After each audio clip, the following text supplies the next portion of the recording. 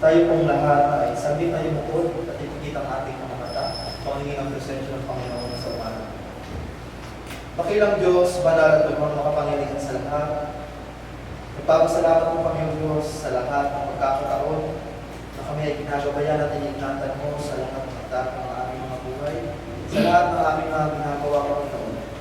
Salamat po sa umagang ito sa napakalaking biyaya na ipinagkaloob mo ang kalakasan at buhay ng bawat isa sa amin upang muling gamitin instrumento ang aming mga sarili bilang isang ating buhay sa iyong harapan. Nawa ay maging karapat-dapat ang bawat isa sa aming Panginoon sa oras na ito.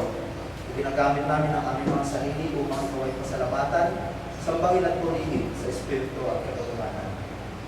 Panginoon, sa lahat ng biyaya at pagpapala na ating natanggap sa mga lumipas na araw, sa isang linggong nagdaan, nag-provide ka para sa amin. Salamat Panginoon, pagpalaalo at panawa ang bawat isa sa mga susunod na pagkakataon ayon po sa iyong kagustuhan.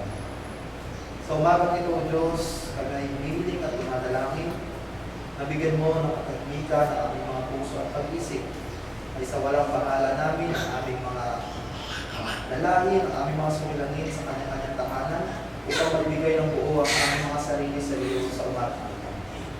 Bigyan mo ng katahimikan ng lugar na ito, Panginoon, upang ang pag-ibig at pananampalataya ng bawat isa ay magsitibay pa, Panginoon. Humihingi din po kami ng kapatawaran sa lahat ng pagkakasala namin nagagawa.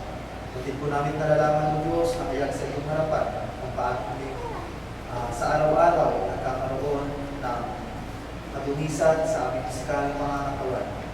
Manapatin mo nawa, Panginoon, na mapatawad kami sa kagulan ng pagkakamali ito.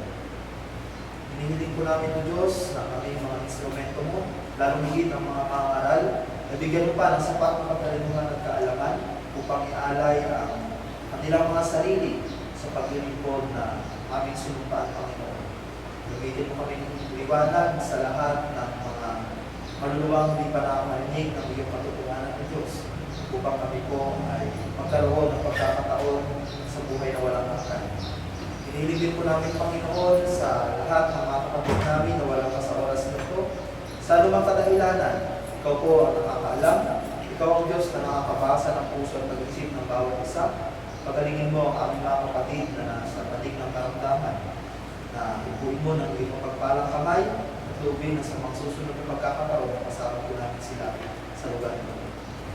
O Panginoon, pagsipagpayin mo ang bawat isa sa amin, aming mga alagad mo, aming mga anak mo na minsang dumadaan sa iba't ibang suliranin, Panginoon, nawa magamit po namin ito upang mas manampalataya kami sa iyong kapangyarihan sa aming mga buhay. O Diyos, magpapatuloy ng aming gawain sa umagang ito. Samahan kami at ikaw ang tumagitna sa aming gagawin upang ang sagat po, Panginoon, ay maging karapat-dapat ang lahat ng kilos sa oras na ito. Ang lahat po ng mga bagay na ito, Diyos, ay aming dinadalangin at hinihiling. Naway yung hinggin sa po ng mga bagay na hindi masambit ang aming mga labi sa umagang ito. Sa tanging pangalan ni Jesus namin, Panginoon at